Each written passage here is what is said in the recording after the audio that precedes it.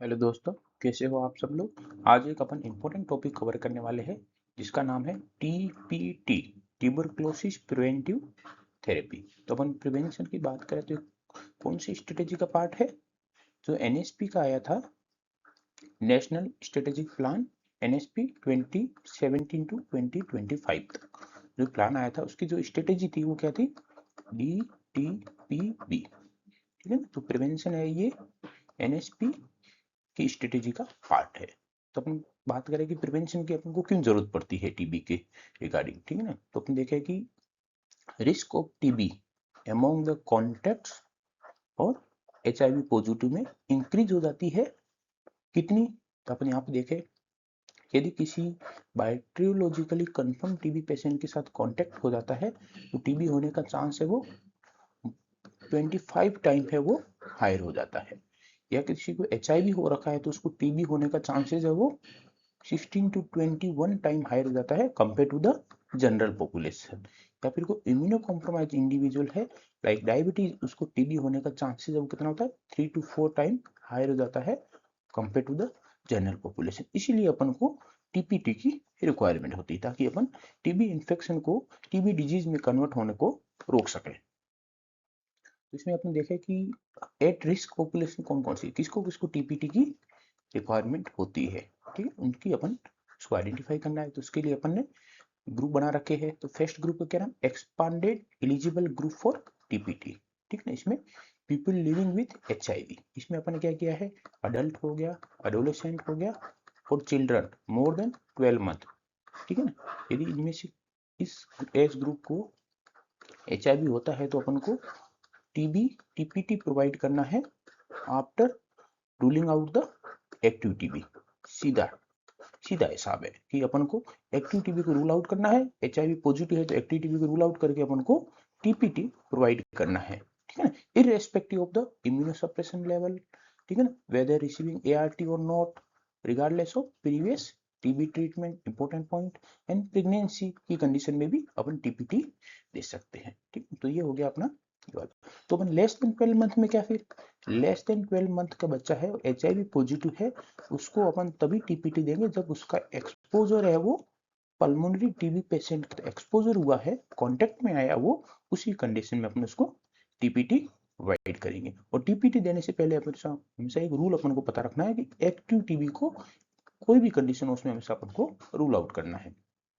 और टीपीटी देने से क्या हो सकता है, ठीक है ना, HIV पॉजिटिव पेशेंट में देखे तो reduce overall TB risk among the patient living with HIV by 60 to 90%। TB होने का चांस है वो डिक्रीज हो जाता है। इसीलिए टीपीटी इंपॉर्टेंट है HIV पॉजिटिव में। तो अपन ने देखा अडल्ट, एडोलेसेंट या children more than 12 month age है उसमें अपन एक्टिव टीबी को रूल आउट करने के बाद सीधा टीपीटी देंगे। और लेस देन 12 मंथ को बच्चा है, इन्फेंट है, उसमें कंडीशन में अपन तभी देंगे जब वो HIV पॉजिटिव प्लस किसी टीबी पॉजिटिव के कांटेक्ट में आया है।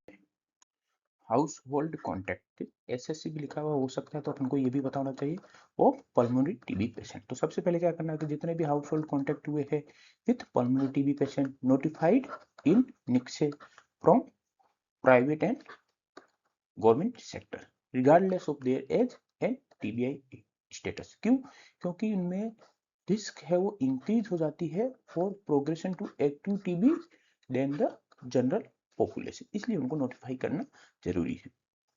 जितने भी हाउस होल्ड कॉन्टेक्ट है उनको स्क्रीनिंग किया जाता है सिम्टम के लिए, टीबी सिम्टम्स के लिए। टीबी के सिम्टम होते हैं ना, 4 सिम्टम होते हैं। ठीक है ना, evening rise of temperature, fever हो गया, ठीक है ना, नाइट स्वेट हो गए और कफ हो गया, और night sweat, cough, evening rise of fever plus weight loss, ये चारों इसके टिपिकल सिम्टम होते हैं टीबी के, उनको अपन को स्क्रीनिंग करनी है।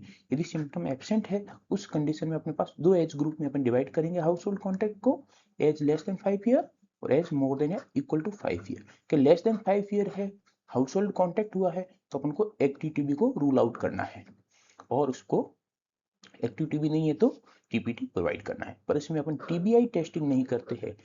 TB infection testing means screening testing means tuberculin skin test हो गया, ठीक है ना, या IgRA हो गया, ये स्क्रीनिंग टेस्ट अपन नहीं करते किसमें, एज लेस देन 5 ईयर जिसका हाउस होल्ड कॉन्टेक्ट हुआ है, बट एज जिसकी 5 साल या 5 साल से बड़ी है उसमें अपन, ठीक है ना, टीबीआई टेस्टिंग करेंगे, टीबीआई पॉजिटिव है, ठीक है, उनमें अपन एक्टिव टीबी को रूल आउट करेंगे। तो टीबीआई के लिए अपने बात की, ट्यूबरकुलिन स्किन टेस्ट, आईजीआर और चेस्ट एक्सरे हो गया। और यदि मान लो ये टेस्ट अनअवेलेबल है, ठीक है ना, जो टीबीआई टेस्टिंग में यूज आते हैं, तो अपन डिले नहीं करते हैं टीपीटी को स्टार्ट कर देते हैं after rule out the active TB. Second type का ग्रुप है expansion to the other risk group, ठीक है, जिसके अपन अदर रिस्क ग्रुप की बात करें तो उसमें अपन को टीबीआई टेस्टिंग नेसेसरी है, ठीक है ना, अपन को टीपीटी स्टार्ट करने से पहले टीबीआई टेस्टिंग मैंडेटरी है।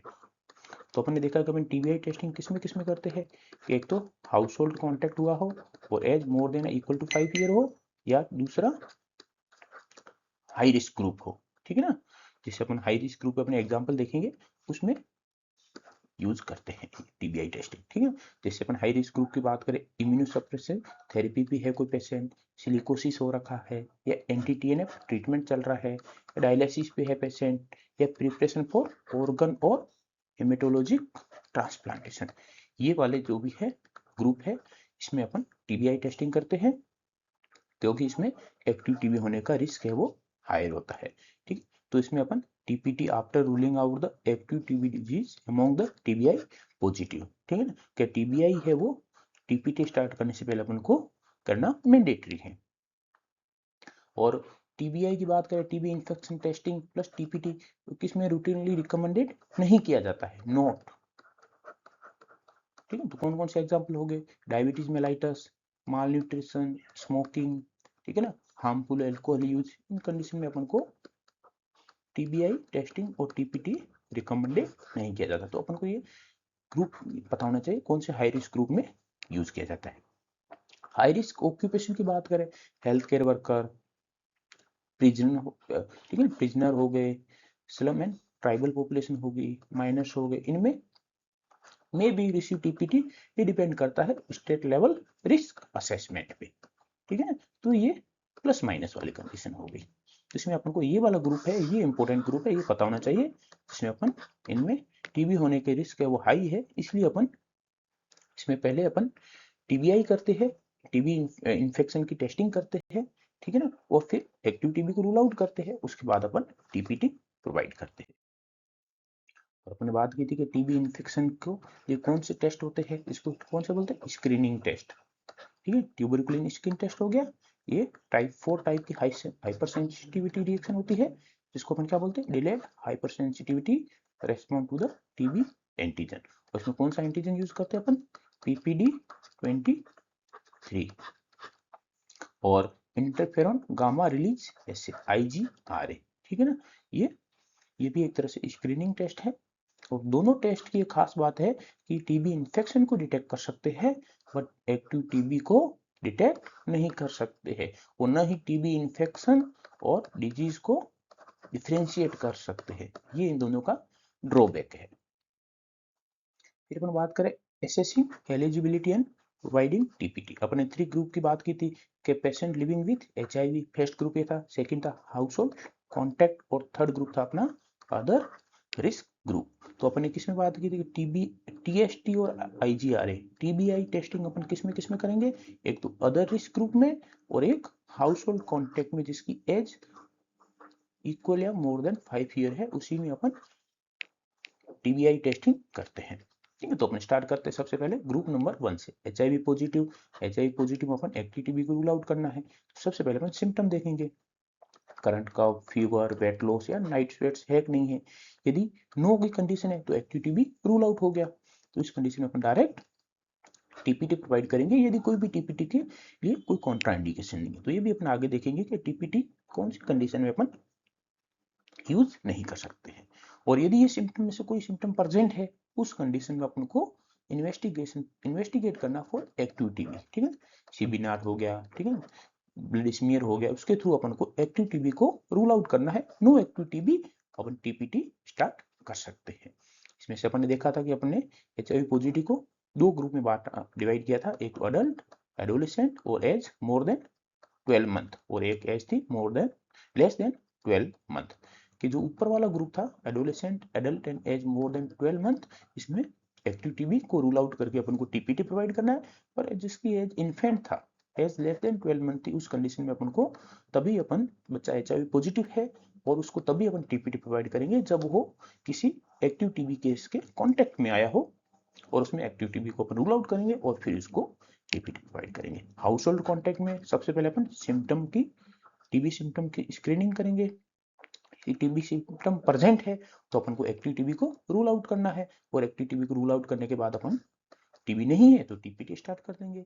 यदि सिम्टम नहीं है, हाउस होल्ड कॉन्टेक्ट हुआ है, आप कॉन्टेक्ट में आए हो टीबी पेशेंट के, पर अभी तक आप में कोई सिम्टम नहीं डेवलप हुआ है, ठीक है ना, तो उस कंडीशन में अपन दो एज ग्रुप देखते हैं कि as group less then 5 year है तो उस कंडीशन में अपन डायरेक्ट टीपीटी स्टार्ट कर देते हैं। Age more than equal to 5 year है, उस कंडीशन में अपन टीबीआई टेस्टिंग करते हैं जिसमें टीएसटी और आईजीआरए हो गया, ठीक है। नेगेटिव आता है तो कुछ नहीं करना अपन को, ठीक है, कि उसको ना तो उसमें सिम्टम थे और सिम्टम भी नहीं थे और टीबीआई टेस्टिंग की तो उनको इन्फेक्शन भी है, वो भी स्क्रीनिंग टेस्ट है वो भी नेगेटिव आया तो अपन को कुछ करने की जरूरत नहीं। या फिर ये टेस्ट अनअवेलेबल है, उस कंडीशन में अपन क्या कर सकते हैं, ठीक है ना, तो अपने पास एक ऑप्शन रहता है चेस्ट एक्सरे के थ्रू अपन आगे बढ़ सकते हैं। या फिर ये टेस्ट पॉजिटिव है तो अपन डायरेक्ट कि उसको इन्फेक्शन है, डिजीज में कन्वर्ट हो, उसको अपन को प्रिवेंट करना है तो अपन क्या स्टार्ट करेंगे, टीपीटी स्टार्ट करेंगे, ठीक है ना। या अनअवेलेबल है उस कंडीशन में अपन चेस्ट एक्सरे करेंगे। चेस्ट एक्सरे एबनॉर्मल आता है इसका मतलब उसको टीबी हो सकता है, ठीक है ना, एक्टिव टीबी हो सकता है, इसीलिए उसमें लंग उसके कैविटी या डैमेज हो रखे हैं, या ठीक है ना, तो उस कंडीशन में अपन टीपीटी नहीं देना है। या फिर नॉर्मल या अनअवेलेबल होता है चेस्ट एक्सरे, उस कंडीशन में अपन को कि नॉर्मल है चेस्ट एक्सरे, इसका मतलब उसको एक्टिव टीबी नहीं है, एक्टिव टीबी नहीं है तो उसको टीपीटी देंगे ताकि इसको फ्यूचर में टीबी ना हो, तो उसमें अपन डायरेक्ट टीपीटी स्टार्ट कर देंगे। और थर्ड ग्रुप अपना क्या था, अदर रिस्क ग्रुप, जिसमें अपन पहले अपन टीबीआई टेस्टिंग करते हैं, कौन सा टीएसटी और आईजीआरए, और उसको अपन रूल आउट करते हैं कि यदि टीएसटी या आईजीआरए पॉजिटिव आती है तो अपन एक्टिव टीबी को रूल आउट करते हैं और फिर डायरेक्ट अपन टीपीटी स्टार्ट कर देंगे। और यदि नेगेटिव आता है टेस्टिंग के, इधर हाई रिस्क ग्रुप है, उसमें अपने टीबीआई टेस्टिंग किया नेगेटिव आया तो इसका मतलब उसमें इन्फेक्शन की कंडीशन भी बिल्कुल नहीं है, स्क्रीनिंग टेस्ट वो भी नेगेटिव आ रहा है तो अपन को टीपीटी की रिक्वायरमेंट नहीं है। तो ये अपन को पूरा पहले अपने एलिजिबल ग्रुप देखा था और यहाँ पे फ्लो चार्ट देख लिया कि कैसे वन बाई वन स्टेप अपन को फॉलो करना है। फिर है रिकमेंडेड टीपीटी रेजिमिन के, कौन अपने बातों की टीपीटी देना है तो कौन कौन सी ड्रग होती है, कौन कौन से रेजिमिन है जो एनटीपी के अंडर में यूज किया जाता है, कब, जब एक बार एक्टिव टीबी को अपन ने ऑलरेडी रूल आउट किया है उसी के बाद ही अपन टीपीटी की बात करेंगे, वरना अपनी टीपीटी की बात नहीं करनी है। एक्टिव टीबी प्रेजेंट है तो उसको ट्रीटमेंट देना पड़ेगा अपन को। रेजिमिन की बात करें 6S रेजिमिन, ठीक है, 6 मंथ्स डेली आइसोनियाजिड प्रोवाइड करनी है। As group less than 10 year है, उस कंडीशन में डोज क्या होगा 10 mg per KG per day, और age more than 10 equal to 10 है तो 5 mg per KG per day, और मैक्सिमम डोज कितना होना चाहिए 300 mg पर डे। तो ये डोजिंग शेड्यूल हो गया।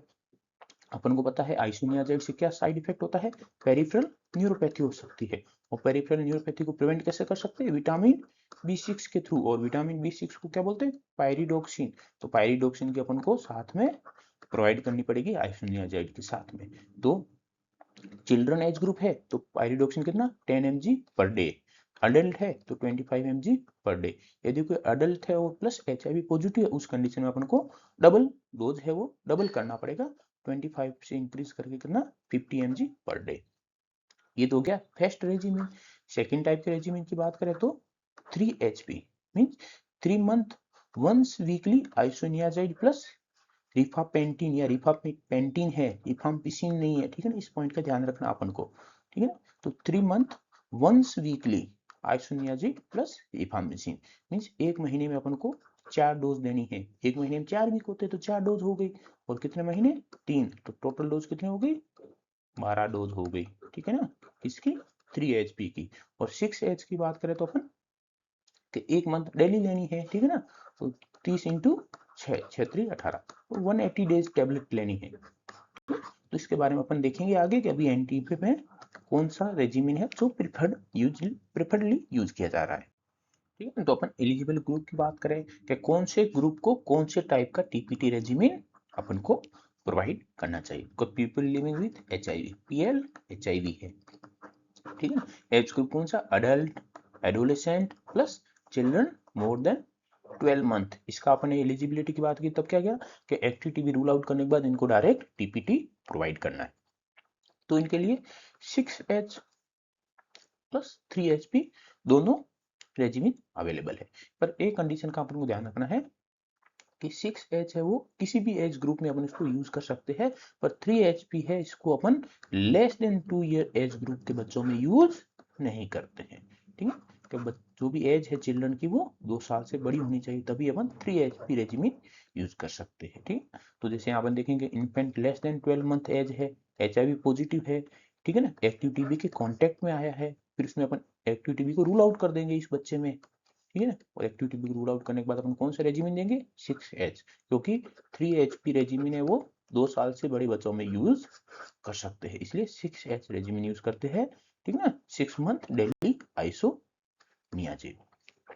और हाउस होल्ड कॉन्टेक्ट की बात करें, एज लेस देन 5 ईयर है, ठीक है, वो पल्मोनरी टीबी पेशेंट, तो इसमें अपन क्या नहीं करते, टीबीआई टेस्टिंग नहीं करते, सिर्फ एक्टिव टीबी को रूल आउट करते हैं।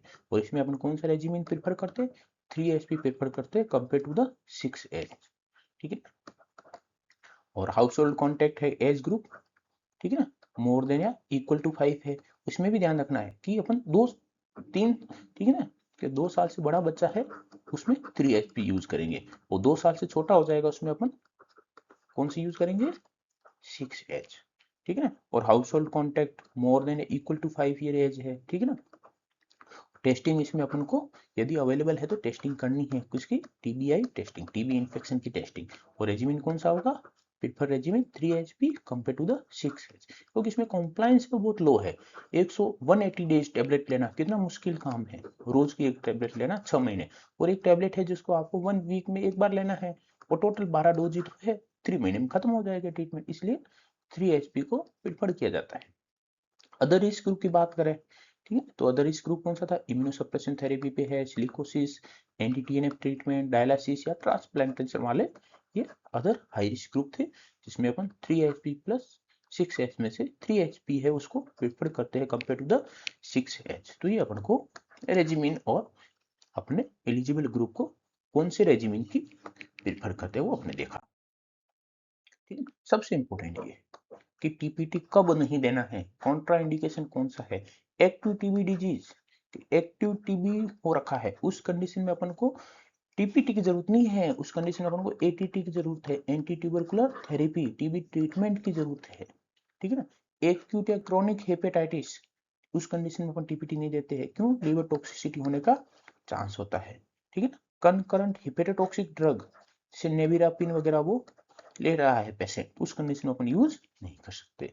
रेगुलर हैवी एल्कोहल कंजप्शन, ये इंपॉर्टेंट पॉइंट, ये अपन मिस कर देते हैं। ठीक है ना, इस कंडीशन में भी लीवर टॉक्सिसिटी इंक्रीज हो सकती है, इसलिए अपन ये भी यूज नहीं कर सकते। तो ये तीनों कंडीशन होगी कि लीवर से रिलेटेड कोई भी डिजीज या ड्रग ले रहा है पहले से पेशेंट, उस कंडीशन में अपन उसको टीपीटी नहीं देंगे। पेरिफेरल न्यूरोपैथी के 6H का साइड इफेक्ट पेरिफेरल न्यूरोपैथी, और किसी को पहले से परसेंट है तो उस कंडीशन में अपन टीपीटी यूज नहीं कर सकते। ठीक है, जैसे परसिस्टेंट टिंगलिंग हो गया, नमनेस हो गया, बर्निंग सेंसेशन इन लिम्ब हो गया, ये पेरिफेरल न्यूरोपैथी के सिम्टम्स है, तो इस कंडीशन में यूज नहीं कर सकते। एलर्जी है, ड्रग एलर्जी या हाइपर सेंसिटिविटी है, उस कंडीशन में अपन टीपीटी, ठीक है ना, यूज नहीं करते। और एक और अपन को ध्यान रखना है, ठीक है ना, प्रेगनेंसी और previous history of TB are not a contraindication for TPT, very important. ठीक है, ऑप्शन में जरूर मिलेगा आपको कि प्रेगनेंसी में टीपीटी दे सकते हैं, या किसी को पहले की हिस्ट्री है टीबी की उसको भी अपन टीपीटी दे सकते हैं। तो ये दोनों इंपॉर्टेंट पॉइंट हो गए। टीपीटी इन ड्रग रेजिस्टेंट टीबी पेशेंट, अभी तक हम बात करें थे, हम टीपीटी किसमें दे रहे थे, जिसमें जिसका कांटेक्ट हुआ हो ड्रग सेंसिटिव टीबी पेशेंट के साथ। यदि कांटेक्ट, ठीक है, ड्रग रेजिस्टेंट टीबी पेशेंट के साथ होता है, उस कंडीशन में अपन कौन सा रेजिमेंट प्रेफर करेंगे। जैसे अपन दो सिनेरियो है यहाँ पे, दोनों अपन देखेंगे। फर्स्ट सिनेरियो क्या है, contact with rifampicin resistant and fluoroquinolone sensitive patient, rifampicin है वो काम नहीं करेगा, उस कंडीशन में अपन क्या यूज कर सकते हैं, एक तो अपने पास 6-LFX हो गया, 6 मंथ ऑफ डेली लीवोफ्लोक्सासिन, और सेकंड कंडीशन क्या हो गया, सेकंड रेजिमेंट 6H। ठीक है ना, ये 6 मंथ ऑफ डेली आइसोनियाजिड होगी। इसको एज ए ऑप्शनल माना जाता है कि रिफाम्पिसिन भी रेजिस्टेंट है और आइसोनियाजिड उस कंडीशन में प्रेफर नहीं करते, कौन सी ड्रग देते, 6 मंथली डेली लिवोफ्लोक्सासिन। उसका डोजिंग देखे, यदि as group more then 14 year है और वेट लेस देन 45 kg है तो 750 mg पर डे, और वेट मोर देन या इक्वल टू 45 kg है तो उस कंडीशन में अपन डायरेक्ट 1 ग्राम पर डे लिवोफ्लोक्सासिन देंगे। और एज लेस देन 14 या इक्वल टू 14 है उस कंडीशन में बॉडी वेट पे डिपेंड करेगा कि वेट 4 to 9 kg है तो 150 mg per day, body weight 10 to 15 kg है तो 200 to 300 mg per day, body weight 16 to 23 kg है तो 300 to 400 mg पर डे, और बॉडी वेट 24 to 34 kg के रेंज में है तो कितना अपन लिवोफ्लोक्सासिन देंगे, 500 to 750 mg पर डे। और सेकंड कंडीशन क्या है कि कांटेक्ट विद एज रेजिस्टेंट, कि जिसको आइसोनियाजिड के अगेंस्ट रेजिस्टेंट है और रिफाम्पिसिन सेंसिटिव, उस कंडीशन 4 आर की 4 मंथ ऑफ रिफाम्पिसिन देंगे अपन, ठीक है। इसमें अपन एज ग्रुप मोर देन या इक्वल टू 10 ईयर है तो 10 mg per KG per day, maximum 600 mg per day, और age group less than 10 year है तो 15 mg per KG per day. Dose calculate करेंगे और अपन प्रोवाइड करेंगे। Management of mixed doses in TPT, के टीपीटी स्टार्ट तो कर दिया अपने, यदि इसमें से पेशेंट कोई डोज मिस कर देता है उस कंडीशन में अपना आगे एक्शन क्या होगा। टीपीटी रेजिमेंट की बात करें, 6S means daily doses of isoniazid for 6 month, 6 LFX, ठीक है ना, daily dose of levofloxacin for 6 month, 4 R means 4 month daily dose of rifampicin. ये दो कंडीशन हो सकती है कि ड्यूरेशन ऑफ इंटरप्शन है वो लेस देन 2 वीक है और ड्यूरेशन ऑफ इंटरप्शन है वो मोर देन 2 वीक है। तो फर्स्ट कंडीशन में क्या कर सकते हैं कि resume the TPT immediately upon the return plus add the number of days, ठीक है ना, of missed doses to the total treatment duration. क्या कोई 6H पे था बच्चा, उसने 3 डेज का ट्रीटमेंट है वो मिस कर दिया, उस कंडीशन में अपन 6 मंथ का ड्यूरेशन वो कंप्लीट करवाएंगे प्लस 3 डेज एक्स्ट्रा ऐड कर देंगे जिस दिन से ट्रीटमेंट स्टार्ट हो गया था, तो 6 मंथ प्लस 3 डेज का ट्रीटमेंट हो जाएगा ड्यूरेशन। मोर देन 2 वीक, ठीक है, ड्यूरेशन ऑफ इंटरप्शन को मोर देन 2 वीक हो गए हैं उस कंडीशन में अपने पास वापिस से दो कंडीशन क्रिएट हो जाती है। फर्स्ट क्या कि if treatment interruption occurred after more than 80% of expected doses were taken, ठीक, कि जितना भी अपन ने परसेंटेज में डिवाइड किया कि 80% से ज्यादा कोर्स वो कंप्लीट कर चुका है, उसके बाद उसने मोर देन 2 वीक तक ड्रग है वो छोड़ दी, टीपीटी लेना छोड़ दिया, उस कंडीशन में अपन क्या करेंगे कि ट्रीटमेंट को कंटिन्यू रखेंगे, कंप्लीट करवाएंगे, ठीक है ना, रिमेनिंग ट्रीटमेंट डोजेज इन कोर्स, कुछ भी एक्शन लेने की उसको अपन ने जरूरत नहीं है यदि उसने मोर देन 80% जो, ठीक है ना, एक्सपेक्टेड डोज है वो बिना इंटरप्शन के कंप्लीट कर ली, उसके बाद इंटरप्शन हुआ हो। सेकंड कंडीशन क्या है, if in treatment interruption occurred, ठीक है ना, less than 80% of expected doses where taken, क्या उसने कोर्स है वो अब तक 80% से कम कंप्लीट किया है और उसने इंटरप्शन हो गया है, मोर देन 2 वीक का उसने डोज मिस कर दी है, उस कंडीशन में अपन क्या करेंगे, ठीक है ना, जो भी कोर्स चल रहा है उसको कंप्लीट करेंगे with in the expected time, ठीक है, जो ट्रीटमेंट ड्यूरेशन था प्लस 33% एडिशनल टाइम ऐड कर देंगे, जैसे 6H का ठीक है ना, 6 मंथ का 33% कितना हो गया, 2 मंथ, ठीक है, तो 2 मंथ का अपन एक्स्ट्रा टाइम ऐड कर देंगे, उसका ट्रीटमेंट ड्यूरेशन कितना हो जाएगा, 6 + 2 8 मंथ का कोर्स हो जाएगा। और ये कंडीशन क्या है, if less than 80% of expected doses were taken and treatment course can not be completed within the expected time. इसमें क्या था ऊपर वाली कंडीशन में कि उसने डोज तो मिस की है, ठीक है ना, कि उसने लेस देन 80% कोर्स कंप्लीट करने से पहले ही इंटरप्शन हो गया है, पर वो जो कोर्स है वो एक्सपेक्टेड टाइम पे कंप्लीट कर रहा है। और लास्ट वाली कंडीशन में क्या है कि उसने एक तो 80% कोर्स भी कंप्लीट नहीं किया है, ठीक है ना, उससे पहले उसने इंटरप्शन भी हो गया है, प्लस जो एक्सपेक्टेड टाइम है उसके अंदर कोर्स को कंप्लीट नहीं कर पा रहा है, उस कंडीशन में अपन को फुल टीपीटी को रीस्टार्ट की रिक्वायरमेंट होती है। और 3HP की कंडीशन ठीक है, 3 मंथ, ठीक है, का रिफापेंटिन प्लस आइसोनियाजिड का कोर्स है और वंस वीकली टैबलेट ले रहे हैं।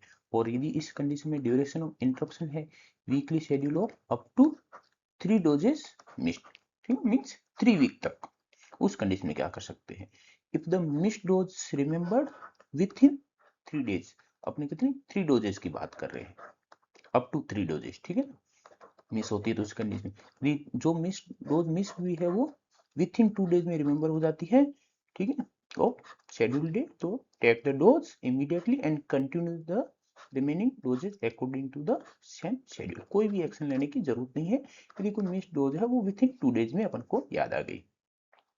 और if the missed dose is remembered after 2 days, ठीक है ना, take the missed dose immediately and change the weekly schedule to the day on which the missed dose was taken.